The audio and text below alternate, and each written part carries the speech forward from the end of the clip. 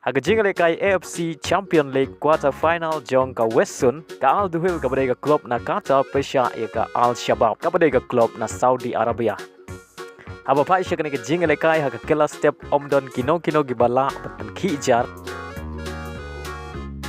Badai haka kilamit kata haka minit ka bah nyau peu nyau ka Al Duhil kala yo batan kijar ningkong lengbau olunga.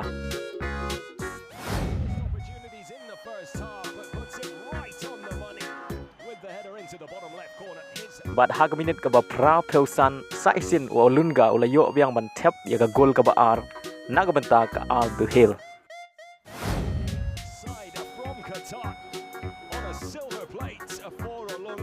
Chua ban kut ka jingale kai kata haka minit ka ba kendai peu plus line ka Al Shabab yo ban tep ya ka shigul Henry ka ne ka shigul ka klemla ban siukuliang ya ki ar gol jong ka Al Duhil.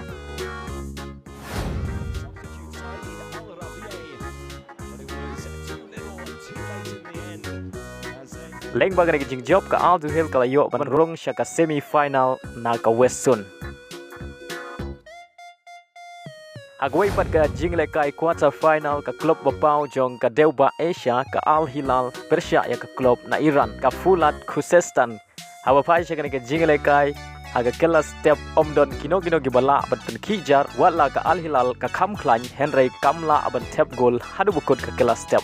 Badai haga kelamit shwaban kut ka jingle kai kata haka minit ka ba prap hinyau ka Al Hilal kala yo ban tep ya ka gol baningkong haga ni ka jingle kai lengba umarega.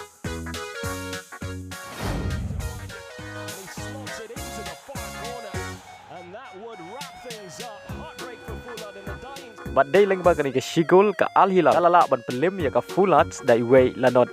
Leng baga ngi jing job ka Al Hilal kala yo ban rong sya ka semi final na Westsun kan ya kendu semi final Persia ya ka Al Duhil ka banile kai haka arp ndriu trik mentau panai.